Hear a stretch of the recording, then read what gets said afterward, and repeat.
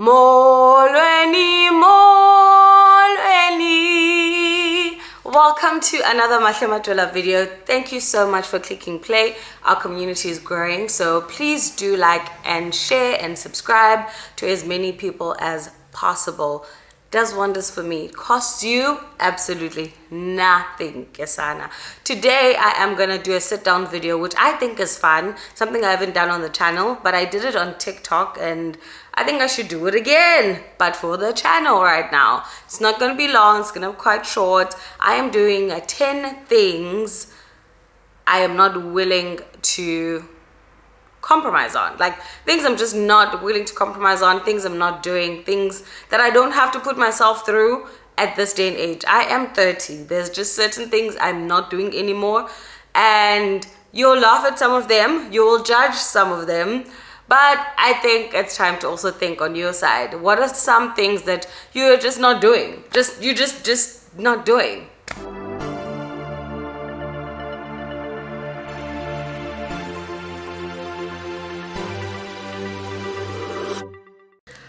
Okay, so number one on my list, this one might be a little bit controversial, but I'm gonna start strong, okay? This one is pastors who don't work. Like, so a full-time pastor who's in the ministry that has a family, but the church is like paying like him a salary and he does like church stuff. Now, don't get me wrong. I don't think this is wrong. This is absolutely not wrong. However, me as Asemahle Majola, I prefer to go to churches where pastors have a full-time job and they do ministry on the side. I believe that a man should work for the provision of his family as a man, and as a pastor, you work as a pastor, as that's what you're called, and that's your ministry. Now, take it or leave it, Mdase, and it is what it is. That's just how I feel. Mainly because my dad is like that, so I feel like it's doable.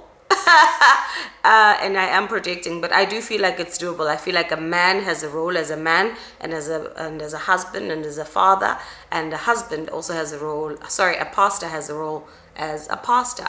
Not that you can separate the two, but I just don't like the thought of a pastor being dependent on other people who are going to work so that he can support his own family that he decided to have. So that's just my take. I don't do churches where pastors are full on like ministry, like the lead pastors. I think everybody else is fine. Funny enough, like if the youth pastors they're full time or anything like that, I'm chilled with it.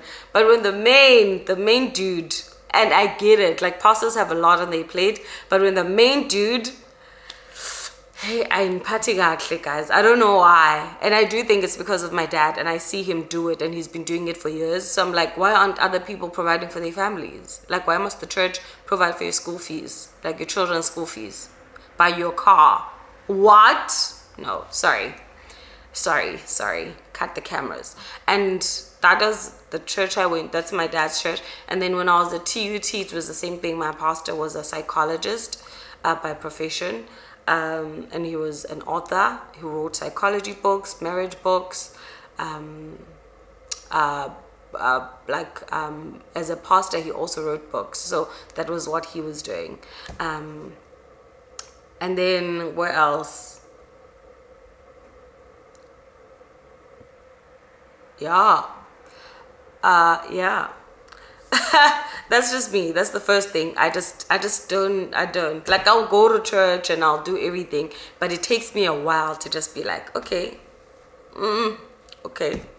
The second thing, number 2, we're gonna get to 10 real quick. Number 2, a man who does not work. A man for me who does not work. You might think this is the same thing, but I'm talking now on a partner, like, situation. I do not care if you work on the side of the road, if you are selling amagwinya. I do not care if you're like anything. Have a job.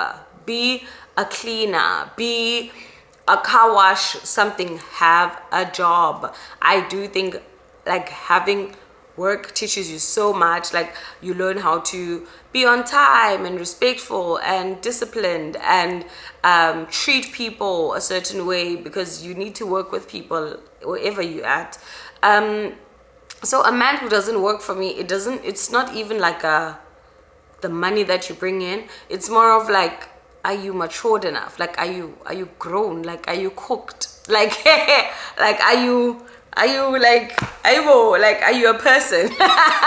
Are you a person? Like, what are your values? Like, how am I sure that, like, your values are your values? Like, you keep to your word, you can meet things like deadlines, or like things that we talk about, you can commit to. Like, how am I gonna know all of these things? I can't do a man who doesn't have a job. I'm sorry, who doesn't work.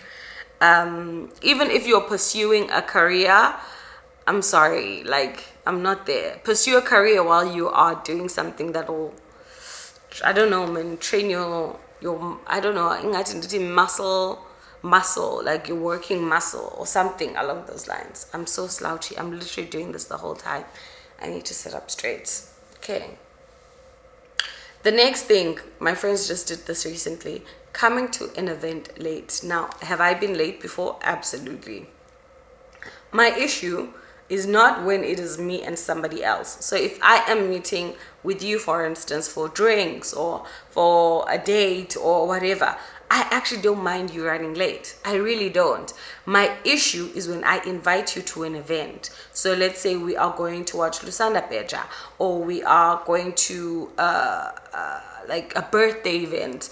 Anything where there's other people there that are going to be asking me where you at, or where there's a lot of people and you're just not being there on time. It is very disrespectful for me. It's disrespectful to me who's waiting for you, because now I can't enjoy whatever event is happening because I need to be checking my phone. Where are you? Are you okay? Where am I sitting? Where you should sit? Like, it's exhausting. It's annoying. Don't do it. Like, just respect other people's time. Sharp, it's fine. If it's just us two, I can be patient. But when there's other people that I'm inviting you to meet, to mingle with, like, stop. An event for me is a non-negotiable. Do not show up to an event late that I am inviting you to. Do not do that. That ticks me off. That's an ick. That's an ick. And I tell people, don't be late. But do you know what? Maslul. That was number 3, I think. Number 4, snoring. I'm sorry. Before Diego snoring, that thing, gorillas in winter come out. That thing, I can't. I cannot. I am so sorry.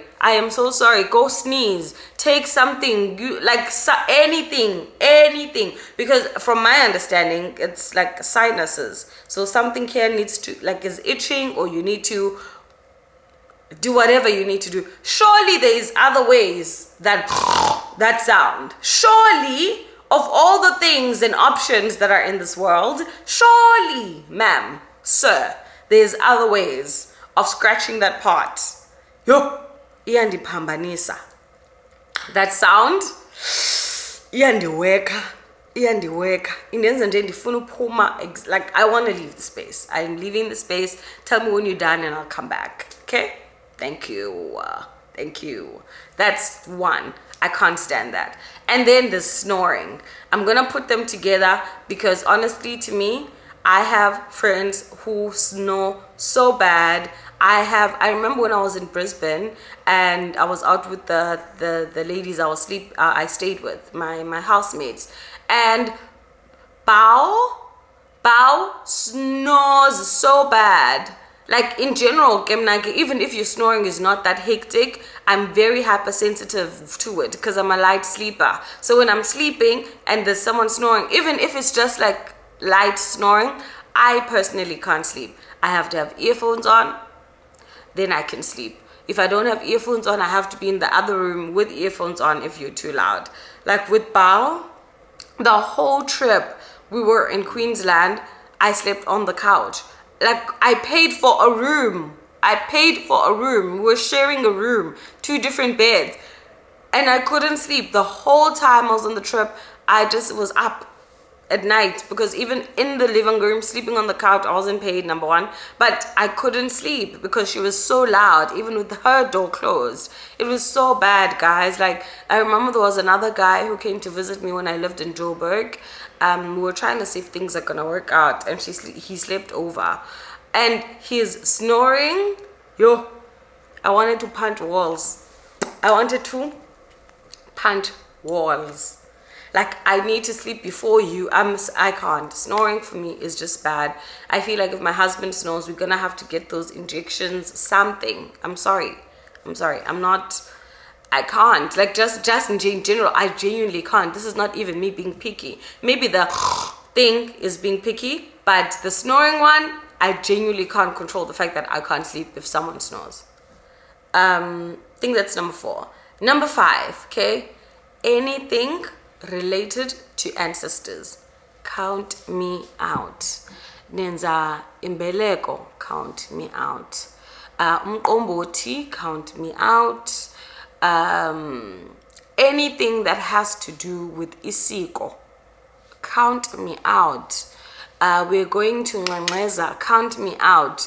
We're going to the graveside to say some words, count me out.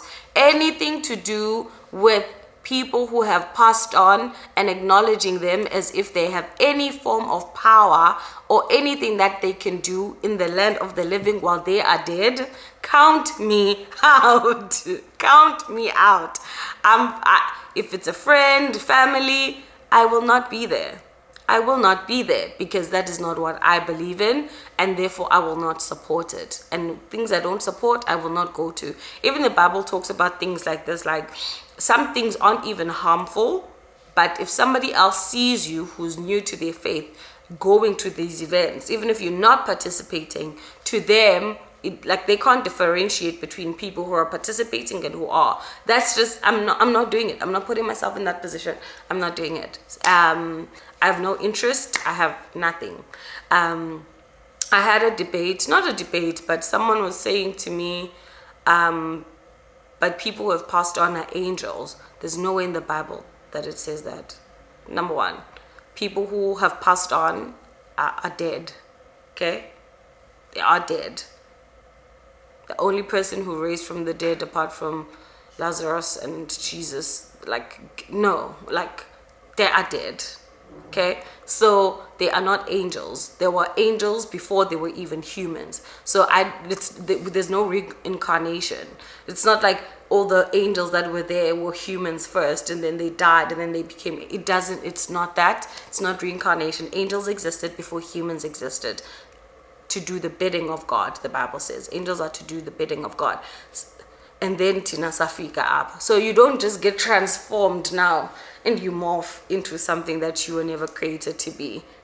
It's the same as animals who die. They don't come back like, no. So I don't believe that people who have passed on are angels. So I don't even acknowledge that. I think that was number 5. Any ancestral related things, count me out. Number 6, parties. I've recently stopped going out. Not recently, but like, I'm a person who would, like, I enjoy good music. So I would go to like a Rens if I don't know who is there. I'm trying to think. I used to really like Nasty C back in the day. Or like like parties aren't my things anymore. I went to Rens, I think last year was the last time. When was Jess here? Was Jess here this year? Because I did go to Rens when Jess was here. I'm just not sure. But why am I outside of my house after 12? Why am I in the streets after 12? Like, make it make sense, guys. Even if there's no work in the next day, why am I in the streets after 12? I mean, even like a gospel concert, like, I can't be out just for vibes after 12. For me, that just doesn't make sense. I can be at my house with my friends chilling, watching something, a braai, but I'm not outside of my house after 12 anymore. I'm too grown for that. I'm too tired. I'm not driving at midnight. Like, no, I'm not doing that. I'm not doing parties. I'm not. I'll go somewhere to listen to some music, have fun, and come back. come back. Right now, invite me to house warmings. I am that girl. Invite me to house warmings and I will show up. Okay, that's where we at right now. Number what? 1, 2, 3, 4, 5, 6. Number 7. I will not get back together with an ex. I have really incredible exes. All of my exes I am in talking terms with. All of them. I don't have any ill will towards them. Most of them I still have their number. Most of them I still chat to. I genuinely don't have a horrible breakup. I don't believe I have a horrible breakup where I'm just like, I never want to talk to this person, which shows like I don't even block people. Like, I've never been in such a toxic relationship where I'm like, block, block, block. I never want to see you in my life. I may not want to see you now for a period of time, but I never have that horrible experience. However, people always think because I still talk to some of my exes that I'll get back together with them. It will never happen, Bandase. It will just never happen. Going back to an ex to me is like, God said, leave, go to Nineveh, and you go to, what is it? Jonah. Jonah had to go to Nineveh, and he went to Talashish. That's me going to an ex. It's like God saying, leave this place, go here, and then you're like, no, I hear what you're saying. I hear what you're saying, but I'm gonna go here. That's me going to an ex. Like, why, if God has taken me out of that situation for a reason, would I go back to that situation? For me, it's kind of like disobedience. It sounds to me like disobedience because God said leave that situation and you left that situation. Now, why are you going back to that situation? That's just, yeah. Just, no, I never go back to an ex. And I'm talking to almost all my exes. Do things alone. I will continue to do things alone. I am not the type of person, if Adele is in town and no one wants to go to Adele, I will not go. Babes, you will hear from me how it was, okay? Because what I'm not gonna do is not go. If there is a new restaurant that has flapjacks, pancakes, fraps, I am going to go. Whether any of my friends like sweet stuff, I am going to go. If there's a new spot that has good coffee, I will go by myself. If I want to go on a trip, local, international, and no one can go with me, whether money or schedule, I will go by myself. It is absurd to me how much people came on this earth alone, want to achieve specific goals to them, but will make things dependent on other people. How are you creating a life for yourself around other people's availability and schedule and likes and dislikes instead of your own? Ma'am.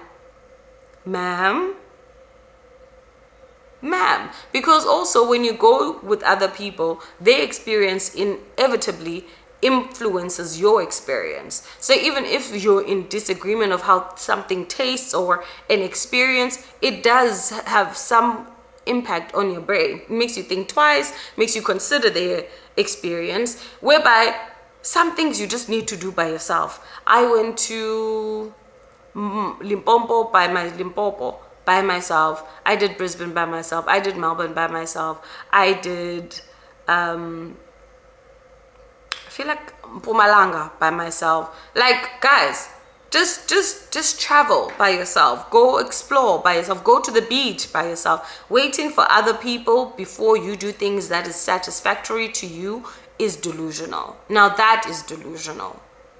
Okay, but that's just something I refuse to compromise on. I'm not waiting for somebody else to do like something I love. Okay. The last 3 things that are left, so we're at like what, 8 now? No, we're at 7, 8, 9, 10. Okay, I think. This one, I've said it before, I am not having sex in my relationships or whoever I'm dating until I am married.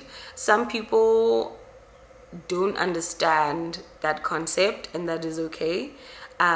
Basically for me, what irritates me about that is when people are just like, why? I just told you I'm a Christian. But like, okay, sharp, I hear you, but like, why are you waiting till marriage? For me, that's a very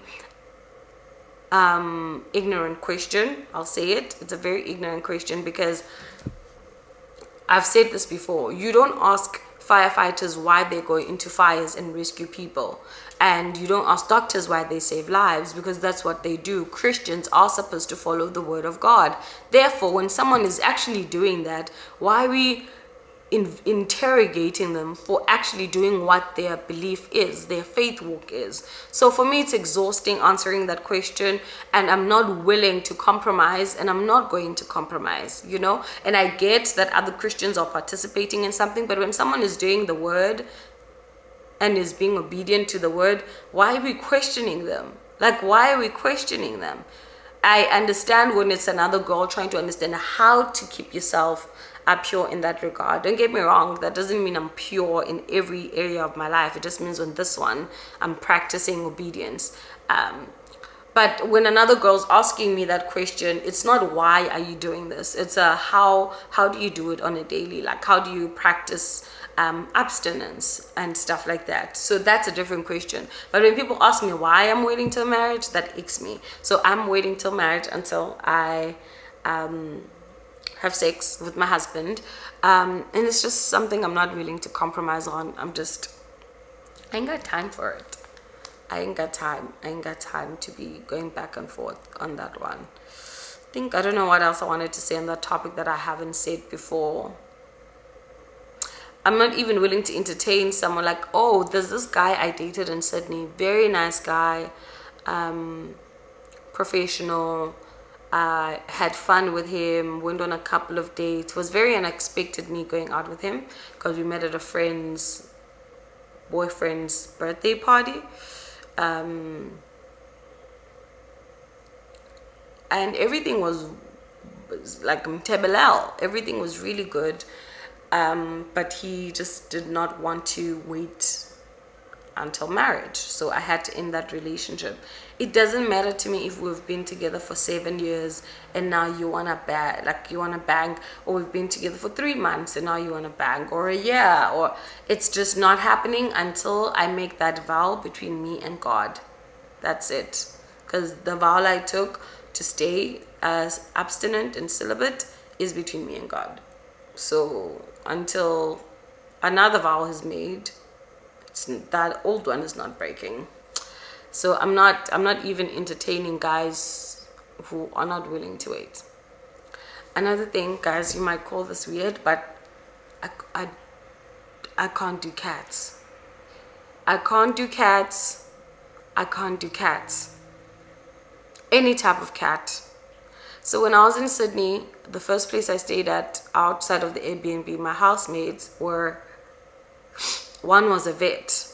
2 of them had 2 cats. So what would happen is, at first they would ask me like, hey Mahle, one, I didn't mind cats, okay? But I had never lived in a house full time for almost over a year where there were cats. So I didn't think it was gonna be a thing. But right now in my life, I'm not doing cats. If you own a cat, don't bring it to my house. Don't ever, like, even just enjoy your clothes having cat fur, and like, I was sneezing all the time. I don't think I'm allergic to them, but I was just sneezing all the time because their hair was everywhere, and it's just disgusting. I'm sorry, it's disgusting when you wake up and the kitchen counter is just full of pet hair, like cat hair everywhere, and like you clean it but it's hair, like yo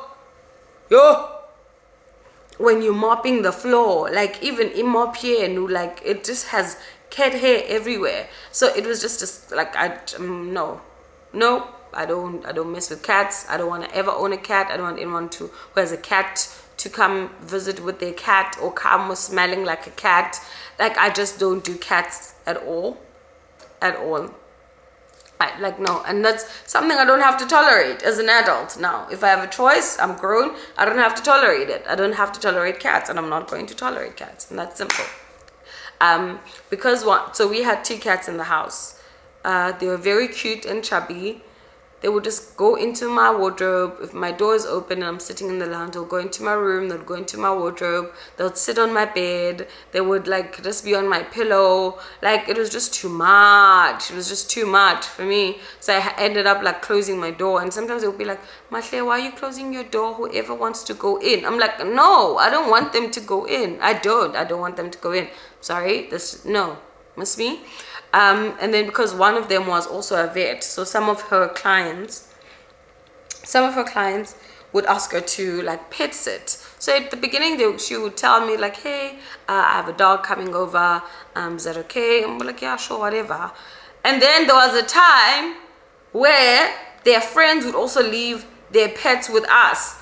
Now there was literally a time where we had a dog. I think we had 2 dogs and 4 cats in the house.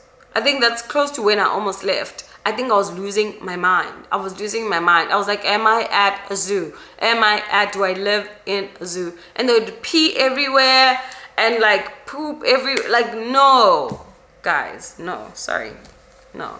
I'm not putting myself through that ever again. And lastly, Habli. Okay, so I used to smoke Habli a lot, especially when I was in Johannesburg. I even owned one. I owned 2. Now, can't be bothered.